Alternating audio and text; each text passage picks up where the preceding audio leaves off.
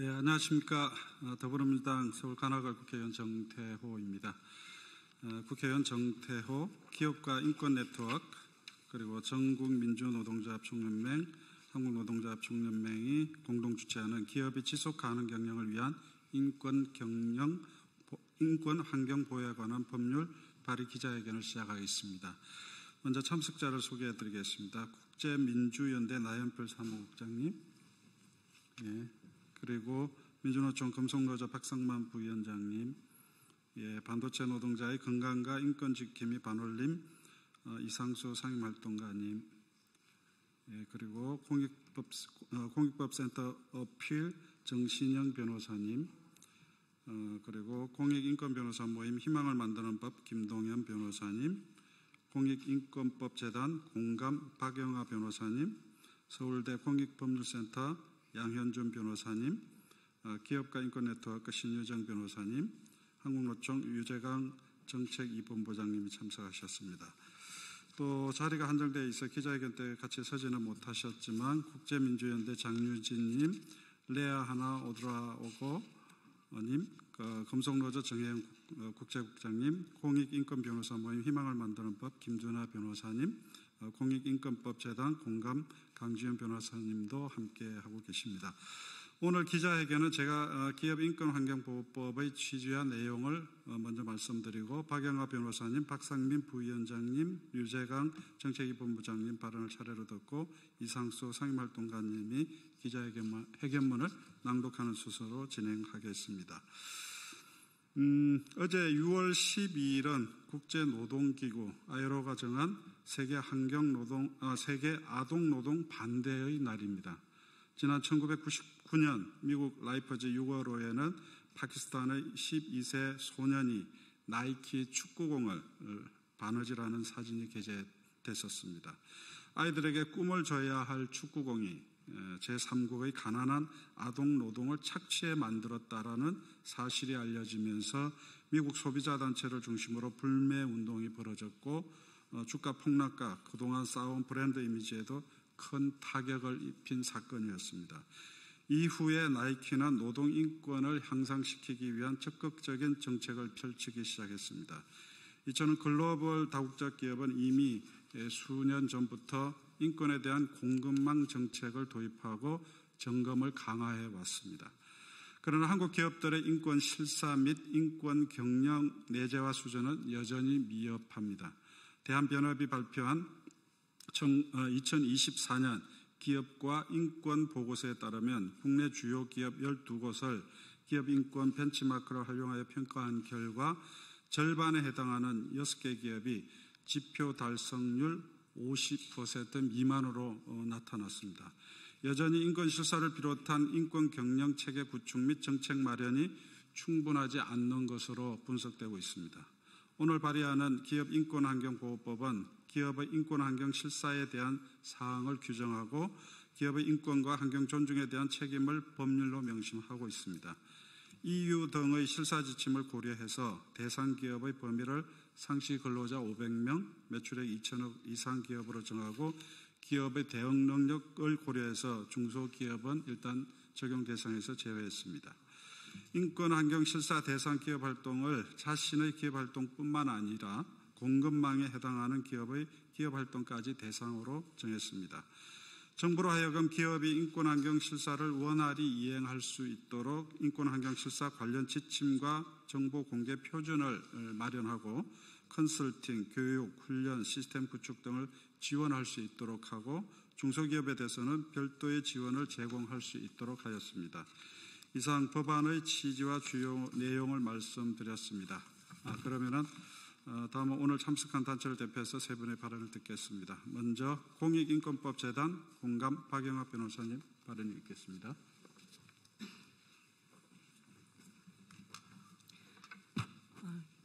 기업가 인권 네트워크는 오늘 대한민국 국회에서 기업인권환경실사법이 발의되는 것을 환영합니다. 법안은 국경을 넘나드는 조직을 갖춘 기업들이 국가와 개인을 포함한 여러 주체들과 다각적으로 관계를 맺으며 미치는 사회적 영향력에 주목하여 기업들의 영향력에 걸맞은 사회적 책임을 규범화한 유엔 기업과 인권 이행 원칙에 기반을 두고 있습니다. 이미 확고한 국제적 기준으로 자리 잡은 유엔 기업과 인권 이행 원칙은 기업이 인권과 환경을 존중할 사회적 책임을 어떻게 이행해야 하는지를 제시합니다. 인권과 환경에 해를 끼치지 않고자 하는 기업은 우선 자신의 활동이 미치는 영향을 인지하고 문제를 발견할 경우 바로 그 영향력을 활용하여 침해를 예방, 제거 또는 완화해야 합니다. 나아가 기업 활동이 전 세계적 공급망을 동원하여 이루어지기 때문에 기업 활동으로 인한 영향의 규명은 공급망 전체를 살필 필요가 있습니다. 바로 이것이 법안이 규정하고 있는 공급망 실사의 핵심입니다. 인권 환경 실사를 하지 않는 기업은 사회적 책임을 다하고 있다고 주장하지 못한다는 것이 현재의 글로벌 스탠다드입니다. 그러나 인권 환경 실사를 기업의 자율에 맡기는 것은 충분하지 않습니다. 국가는 관할권 내 기업의 국내외 사업 활동을 통한 인권 침해를 방지할 국제인권법상 의무가 있습니다. 이에 유엔 자유권위원회를 비롯한 여러 유엔 인권기구는 한국 정부에 기업의 인권 환경 실사를 법제화할 것을 지속적으로 권고하여 왔습니다. 법안의 취지는 인권 환경 실사를 위한 구체적이고 구속력 있는 가이드라인을 제시하고 국가기관으로 하여금 감독하게 함으로써 신용만 내거나 오히려 하청업체에 부담을 전가하는 등의 화이트워싱을 방지하고 인권 환경 존중 책임을 진정성 있게 이행하는 기업들이 불이익을 받지 않도록 함과 동시에 기업 활동으로 인한 인권과 환경 침해에 대해 적절한 구제가 이루어질 수 있도록 하는 데 있습니다.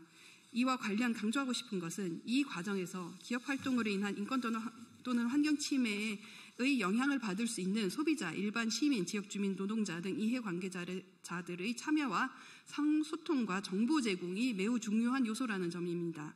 인권 환경 실사 과정에서 이해관계자의 참여를 보장해야 기업 활동으로 인한 문제를 적시에 발견하고 대처할 수 있기 때문입니다. 우리가 입는 옷, 식탁에 오르는 음식, 들고 있는 휴대폰, 우리의 집을 데워주거나 식혀주는 연료를 비롯하여 일상생활을 하면서 소비하고 사용하는 모든 물품과 서비스들이 기업들이 국내의 공급망을 통해 생산되고 있다고 해도 과언이 아닙니다. 그러나 그 과정에서 어떤 인권 침해가 일어났고 어떠한 환경 파괴가 있었는지 우리는 알지 못하는 경우가 더 많고 기업은 이익을 취하면서도 신경을 쓰지 않는 경우가 더 많은 것 같습니다. 그러나 이러한 상황이 지속된다면 그 결과는 결국 우리에게 다시 부메랑으로 돌아올 것임 또한 분명합니다. 세계 경제에서 한국 기업의 영향력이 커지고 있습니다. 그런데 다른 한편으로 한국 기업에 의해 발생하는 심각한 인권 환경 침해 문제도 꾸준히 제기되고 있습니다. 예컨대 국내 대기업의 제품을 생산하는 하청 공장에서 심각한 산업 재해가 발생하거나 한국 기업이 원재료를 채취하는 과정에서 산림을 파괴하거나 현지 주민의 생계와 건강을 침해하기도 합니다. 한국 기업의 투자가 한 국가의 민주주의를 위협하는 세력의 자금으로 쓰이기도 합니다. 기업과 인권 네트워크는 더 이상 우리 기업들이 이러한 인권 환경 침해의 가해자가 되지 않고 커진 영향력만큼 책임지는 기업이 되기를 바라며 오늘 발의된 기업과 인권 환경 보호법이 기업의 인권 환경 침해를 효과적이고 실질적으로 방지할 수 있는 중요한 수단이 될 수 있기를 기대합니다.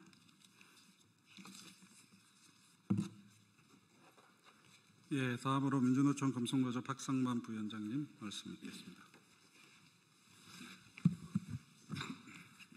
네, 기자분들 반갑습니다. 저는 전국 금속노동조합에서 7강 분과위원회를 담당하고 있는 부위원장 박상만입니다. 반갑습니다.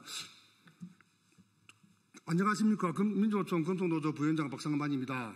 금속노조는 기업인권환경실사법이 발의되는 것을 환영합니다. 21대 대선 질의에서 금속노조는 최상위 기업이 공급망 전체에서 기후위기 대응책 마련, 공급망의 인권 존중을 의무로 책임 강화에 찬성 여부를 질의했습니다. 이어서 6월 11일 민주노총 금속노조, 화성식품노조, 한국노총, 금속노련이 함께 구성한 양대 노총 제조연대가 기업의 공급망 인권 책임 강화를 공동 요구하는 6대 핵심 의제를 대통령실에 제출했고 같은 날 금속노조 1만 간부 결의대회를 국회 앞에서 개최하였습니다. 오늘은 박정혜 금속노조 한국옵티컬 하이테크지회 수석 부지회장 동지가 공장 옥상에서 30도가 넘는 날씨에 고공농성을 시작한 지 524일째 달하는 날입니다. 핵심적인 결정 권한이 있는 일본 니토 덴코의 결정으로 하루아침에 노동자들이 직장을 잃고 한국 고객사에 계속 납품하기 위해 니토 덴코 팽텍 공장의 생산 물량을 이전하였습니다. 노동인권 부정적 영향의 사정 평가 없이 일방적으로 구미 지역의 사회 노동자에게 고통 저가 형태의 철수를 하고 여성 노동자 한 몸으로 저항하고 고용 승계를 할 것을 요구하고 있습니다. 반면에 니토 덴코의 결정으로 7명의 조합원은 고용 승계를 쉽게 해결할 수 있는 상황임에도 이미 물량을 이전받은 팽텍 공장은 156명을 추가 채용한 상황입니다. OECD 투자위원회도 인권 실사의 핵심적인 요소가 실사 각 단계에서 이해관계자의 참여로 꼽히는데 피해를 바로잡기에 우선적으로 대화를 해야 하는 영향받은 이해 당사자인 노동조합과 대화를 해야 합니다. 그러나 의무가 부재한 우리나라 법체계의 니토 덴코의 결정에 따른 공급망 노동자 피해에 대한 고용 승계를 위한 대화를 거부하며 책임을 회피하고 있습니다. 이는 국내의 가제만이 아닙니다. 오늘날 국제노총의 조사에 따르면 글로벌 기업을 위한 상품을 생산하는 노동자 무려 94%가 공급망에서는 숨겨진 노동자로 경제적 사용자에 의해 직접 고용되지 않고 있습니다.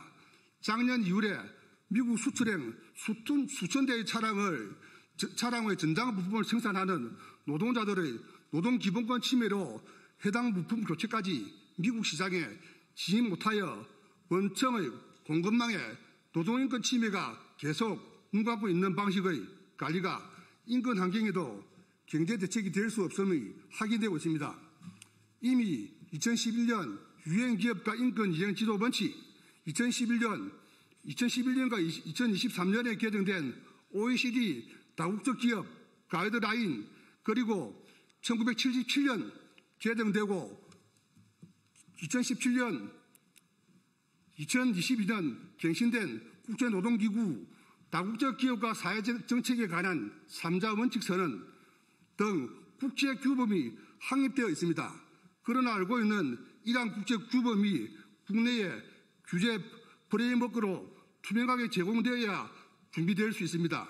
이제 한국의 주요 수출 시장인 유럽을 필두로 각종 무역 장벽이 높아지고 있는 상황에 인권 기후 관련 공급망의 선제적 대응이 필요합니다. 기자분들 잘 아시겠지만은 금속노조와 관련되어 있는 유수의 많은 기업이 외국에 많은 투자를 하고 있습니다. 그 투자하는 과정 속에서 국내에서 진행된 노동권 침해, 환경 파괴 등이 점차 더 글로벌화되고 있습니다. 이제는 글로벌 10에 걸맞는 한국 기업답게 국제사회에 책임과 의무를 다해야 된다고 생각합니다. 금속노조는 인권실사 관련된 법안이 제정될 수 있도록 함께 끝까지 최선을 다하겠습니다. 고맙습니다. 네, 감사합니다. 다음은 한국노총 류재강 정책위 본부장님 발언 있겠습니다. 네, 한국노총에서 노동인권, 사회정책, 국제업무를 담당하고 있는 정책위 본부장 류재강입니다.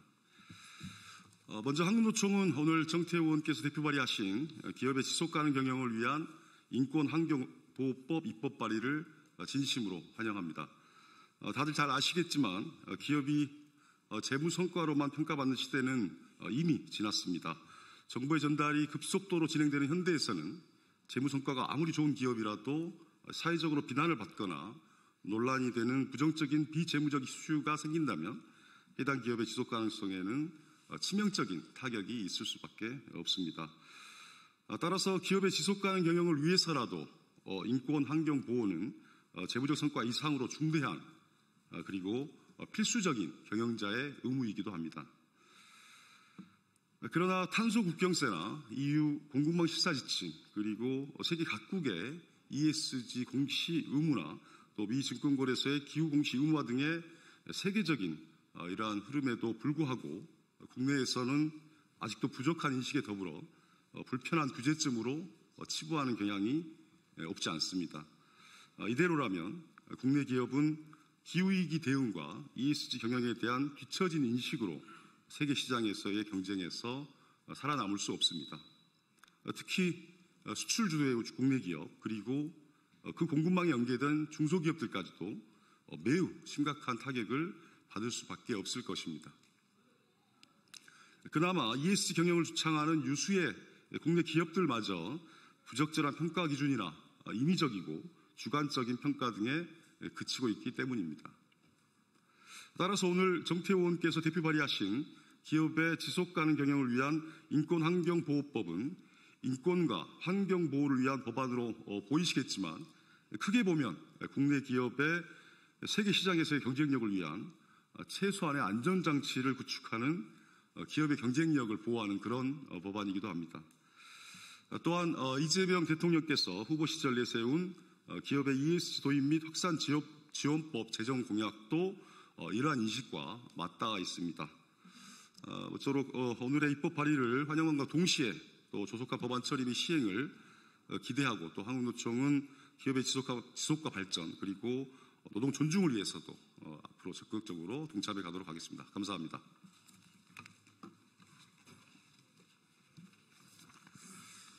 예, 이 인권환경보호에 관한 법률은 크게 보면은 요새 이제 ESG 경영이 그야말로 어떤 필수로 받아들여지고 있는 이 흐름하고 맞닿아 있습니다.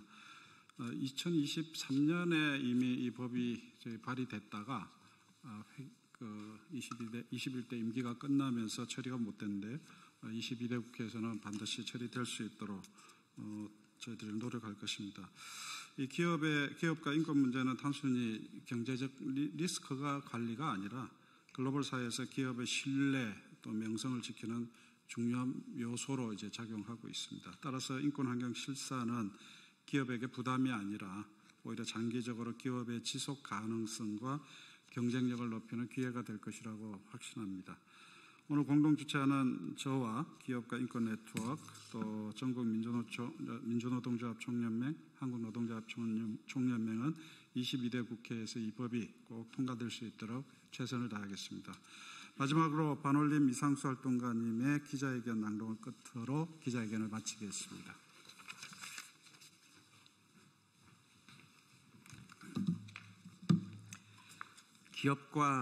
기업의 지속가능 경영을 위한 인권 환경 보호에 관한 법률안 발의, 국회와 시민사회의 공동 기자회견문.